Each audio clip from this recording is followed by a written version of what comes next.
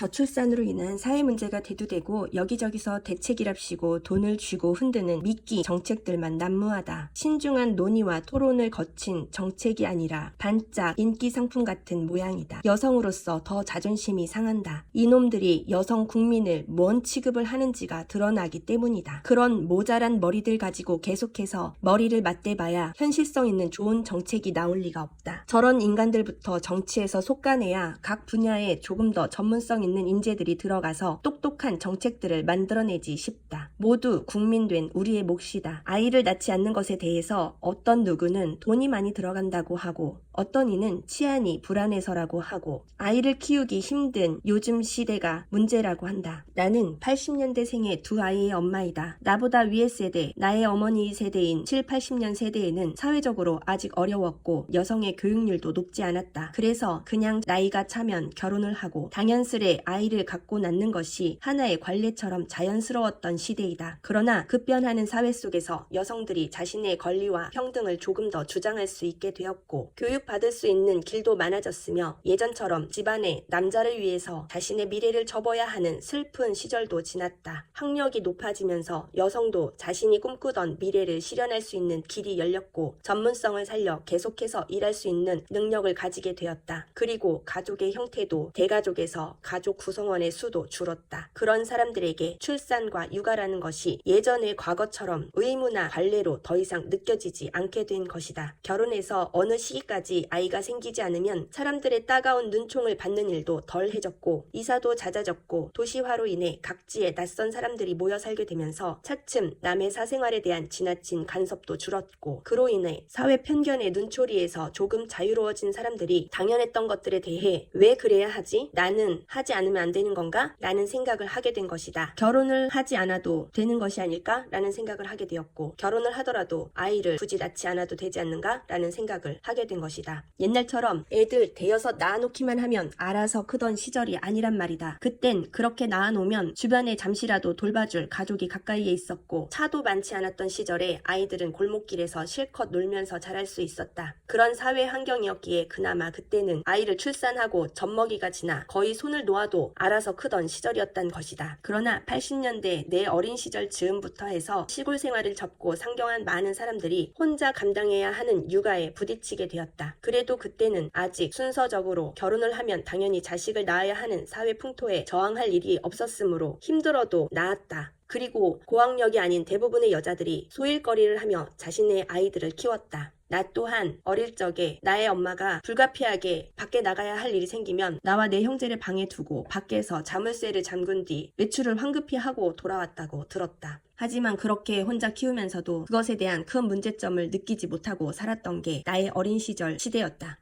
아이를 키우는데 뭐 2억이 들어서 아이를 낳을 수가 없다고? 웃기는 소리다. 아이를 낳기 전에 수지 타산을 계산하고 예상 비용을 책정해서 낳을지 말지를 결정하는 인간들이 있다고? 있어도 극소수의 기계 같은 마음을 가진 인간들이겠지. 대부분은 자연스럽게 임신이 되면 받아들이고 낳는 것이다. 무슨 놈의 비용 걱정 때문에 아이를 너무너무 갖고 싶지만 포기한다는 개떡 같은 핑계가 다 있단 말인가. 배달 일을 하고 고된 노동으로 먹고 사는 사람들도 아이가 생기면 낳아서 기른다. 그냥 그런 것이다. 힘들게 사는 그들이 2억을 쏟아부을 작정을 하고 아이를 낳는 게 아니란 말이다. 돈 때문에 아이를 못 낳는다는 건 진실성 없는 핑계일 뿐이다. 옛날에 비해 요즘 성인들은 자기 자신에 대한 투자와 자신을 사랑하는 것에 이전보다 더 많은 중점을 두면서 살아간다. 지극히 여성의 관점에서 아이로 인해 얻어지는 기쁨보다 잃게 되고 견뎌야 하는 일이 많은 것이 두려운 일인 것이다. 사회 또한 급발전으로 많이 풍요로워지고 편리해졌다. 풍요로워지고 편리해진 만큼 우리는 이전 세대들에 비해 악착스럽고 척박함도 견뎌낼 수 있었던 인내심은 많이 떨어지게 된 것도 사실이다. 아이를 낳고 키움으로써 얻게 되는 행복보다 자신이 포기해야 할 불행이 더 크게 느껴지는 것이 사실이다. 나 또한 대학까지 나와서 나의 전공을 살리게 되니 꿈이 생기고 이루고 싶은 것이 생긴다. 그런 내가 아이를 갖고 단절되는 사회에 대한 부담이 어찌 없었겠는가. 그래도 생겼으니 기쁜 마음으로 받아들이고 출산하였다. 과거에 나만 생각하고 나만 치닥거리하면서 살며 젊음을 누릴 대로 누리던 내가 아이를 낳고 나의 골수를 먹고 자란 내 아이에게 많은 것을 내어주고 내 몸은 이전의 나의 몸과 달랐다. 몸매 자체가 망가져 있었다. 그리고 나 없이는 아무것도 하지 못하는 온전한 생명체를 오롯이 24시간 곁에 두고 먹고 자고 싸고 씻고 하는 모든 것을 내가 대신해 주어야 했다. 그러한 막중한 임무가 나에게 내려진 것이다. 예쁘고 소중하고 사랑스러운 건 맞지만 하루 종일 푸독한 내 얼굴에 로션 바를 시간도 없이 아이를 챙기는 하루하루가 고된 것도 또한 사실이었다. 집에 혼자 틀어박혀 온종일 같은 일과를 밤과 낮 가릴 거 없이 치러내고 있는 그 일과에서 반짝반짝 빛났던 과거의 나라는 존재는 없어진 것 같았다. 머리카락이 수북이 빠졌고 화장실조차 내 맘대로 갈 수가 없었다. 내가 힘들다고 당연스럽게 부모에게 그 책임을 전가하며 봐달라고 할 수도 없었다. 나아보니 그들도 나를 키우느라 똑같이 고생했다는 생각에 그럴 수가 없었다. 푸석한 나 자신도 우울하고 뜻 모르게 울어대는 아이를 두고 쩔쩔매는 시간들이 답답했고 그런 지친 마음에 남편과도 사소한 일에 서운하고 그렇게 세상에 나 혼자인 듯한 시간을 보내는 것이다. 축구선수 박지성이 그랬다고 한다. 아이를 돌보고 놀아주는 것보다 힘들게 축구 훈련을 하는 것이 더 쉬운 것 같다고. 맞는 말이다. 아무리 육체가 힘들어도 축구 훈련은 자신을 위한 일이기 때문이다. 엄마가 되기 위해서 대학을 가고 엄마라는 과목을 전공하는 사람은 없다. 다들 내가 하고 싶은 일이 있었고 내가 주인공인 삶이 있었다. 남자들도 말한다. 결혼해서 하루 종일 가족 먹여 살리려고 일하고 집에 와서도 편하게 쉴 수가 없다고. 그러나 그 남자 개인은 그 직업을 갖기 위해서 자신이 노력했고 그 일을 하면서 그것을 실현하며 살고 있는 중인 것이다. 단 그렇게 번 돈을 자신 혼자 썼던 것에서 가족에게 나누는 것이 달라졌을 뿐 남자 자신은 그 직업을 가지기 위해 본인이 스펙을 쌓고 공부하였고 노력했고 그래서 이뤄낸 것이다. 하지만 엄마는 엄마 개인이 가지고 있었던 꿈을 미래를 접고 육아에 매달리며 시간을 소비해야 한다. 나는 때때로 힘들 때 그래 남자처럼 군대에 가 있다고 생각하자 라며 나를 다독이기도 했다. 그러한 육아 군 복무를 두 아이 10년여를 했다. 나의 아이가 생기고 내가 엄마가 되고 사랑스러운 나의 분신이 생기는 것은 물론 행복이고 기쁨이지만 그 아이를 낳고 기르는 데에는 희생과 인내, 자기 자신에 대한 포기가 없이는 안 되는 것이었다. 저출산 대책으로 돈을 많이 주면 아이를 더 낳는다고? 그래서 둘째를 낳으면 몇백만 원, 셋째를 낳으면 몇백만 원씩으로 돈을 주던데 그것이야말로 정말 여자를 먹같이 여기는 처사가 아니던가? 돈이 생긴다는 것 자체는 좋은 일이지. 아이를 낳은 것에 축하한다는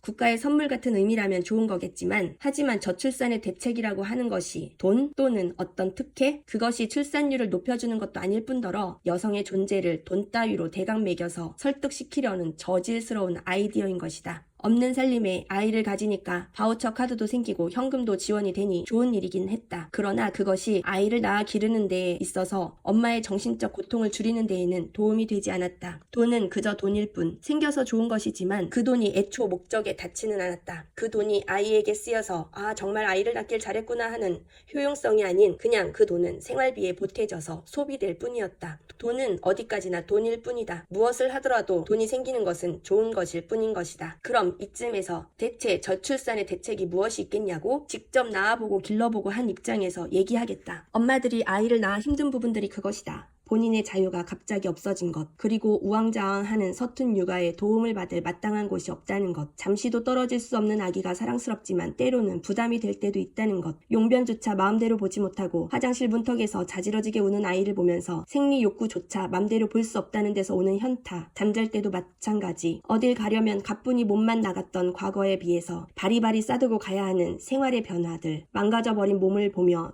드는 한숨, 아이를 돌보는 시간 동안 고립된 것 같은 외로움들, 내 자신을 잃어버리고 사는 것 같은 인생의 허무함, 이 부분들이 행복함으로 바뀌어야 한다. 만족으로 바뀌어야 한다. 실제 육아의 시간들이 행복해져야 그걸 보는 후대의 예비 엄마들도 아이를 낳는 것이 조금 덜 두려울 수 있는 것이다. 사실 지구를 사랑하고 인간은 지구에게 바퀴벌레같이 쓸모없는 존재라는 것을 인정하고 있는 나 개인은 출산율 하락과 인구 감소가 엄청난 충격이나 위기감으로 느껴지지는 않는다. 그러나 하도 국가에서 저출산 대책이니 고령화의 위기니 하면서 내놓는다고 하는 대책들이 하나같이 거지 발사기 같은 것들이기에 진짜 저출산이 고민이어서 출산율을 높이고 싶다면 이렇게라도 해라 멍충이들아 하고 실질적인 대책에 대해 얘기하려고 하는 것이다. 그리고 이러한 대책은 아이들의 정서에도 도움이 될 것이다. 행복한 엄마가 행복한 아이로 키울 수 있기 때문이다. 그래서 국가가 뭔가를 돕고 싶다면 아이를 낳은 엄마가 행복할 수 있도록 그쪽에 초점을 맞추어 예산을 짜고 정책을 내야 하는 것이다. 이 바보 멍충이들아. 그저 돈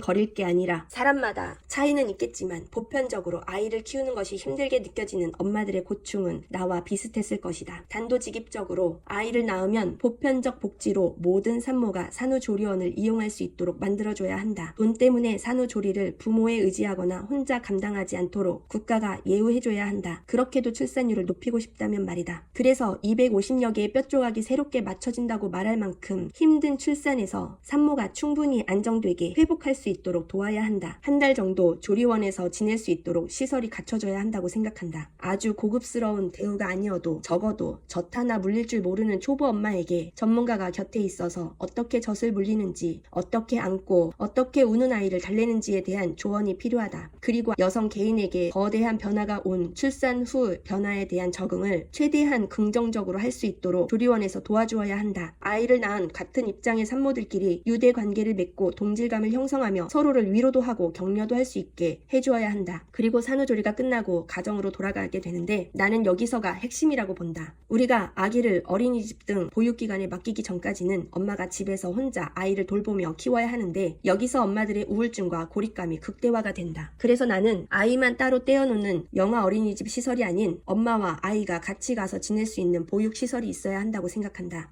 마치 직장을 가듯 혹은 어린이집에 가듯 학교에 가듯 엄마와 아기가 같이 시설에 가서 남편의 퇴근 전까지 하루를 보내는 것이다. 이름하여 엄마 학교에 가서 지내는 것이다. 엄마가 남편 출근과 함께 아이와 엄마 학교에 가서 지내는 것이다. 혼자 아이를 안고 밥을 스스로 해먹으면서 입으로 들어가는지 코로 들어가는지 모르게 먹는 게 아니라 대강 배만 채우는 것이 아니라 그곳에서 자신의 아이를 돌보면서 엄마 학교 급식실에서 해주는 밥을 먹고 아이를 돌보고 같은 입장의 다른 엄마들과 교류하고 유대하고 잠깐 내 아이를 맡기고 화장실도 가고 때로는 은행도 다녀올 수 있고 그렇게 항시 대기하고 있는 엄마 학교 선생님이 엄마의 아이를 잠시 돌봐주기도 하고 엄마에게 엄마로서 어떤 마음가짐이어야 하는지 어떤 심리 상태여야 하는지 또는 어린아기를 기술적으로 어떻게 다루는지에 대한 교육과 수업도 이루어지면서 지낼 수 있도록 해주어야 한다. 자칫 세상에 혼자 남겨진 듯한 고립감을 갖는 엄마가 혼자라는 생각이 들지 않도록 옆에서 격려해주면서 육아를 돕는 것이다. 한 아이를 키우는 데에는 한 마을이 필요하다고 하는 말처럼 아이를 낳은 엄마들이 근처 가까운 엄마 학교의 학생이 되어서 아이를 키우는 과정들을 배우고 또는 필요할 때 잠시 자신의 아이를 맡기기도 하면서 지내게 해주는 것이다. 그곳은 24시간이어서 때로는 사정에 따라 밤새에도 혼자 있어야 하는 엄마가 있다면 돌봐주고 자유롭게 입퇴실이 가능하며 관리가 되게끔 시스템을 만들어야 한다. 엄마의 육아가 고통이고 힘든 시간이 아니라 새롭게 변화된 삶에 적응해 나가는 하나의 즐거운 과정이 될 수 있다면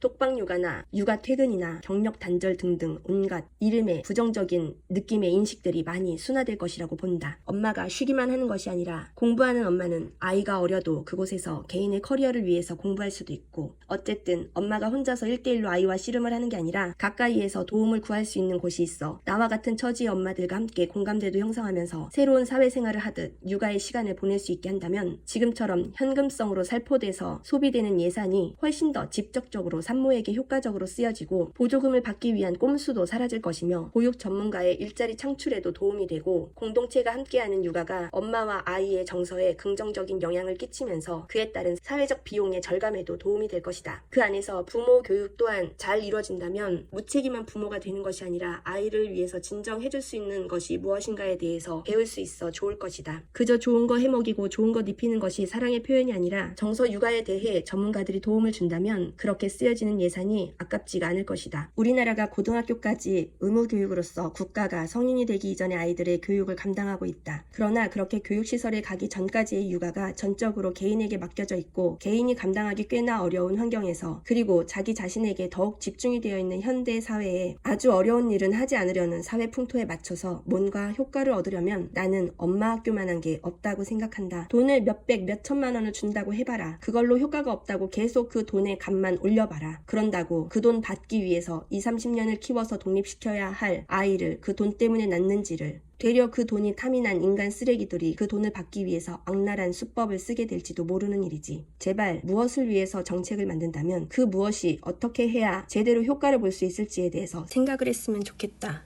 그리고 출산율을 높이느라 애쓰기 이전에 이미 태어났지만 돌봄받지 못하고 위기에 놓인 베이비박스의 갓난아기들부터 챙겨라.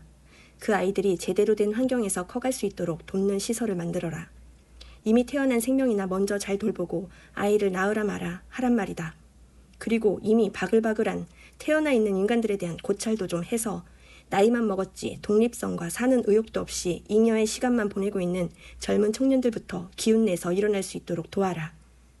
이미 태어나 세상에 널브러져 있는 귀한 생명부터 제대로 챙기지 않고 무관심 속에 버려지거나 도태되도록 놔두면서 저출산에 대해서 고민한다는 것은 자기 앞가림도 제대로 못하면서 남을 챙기는 꼴이다.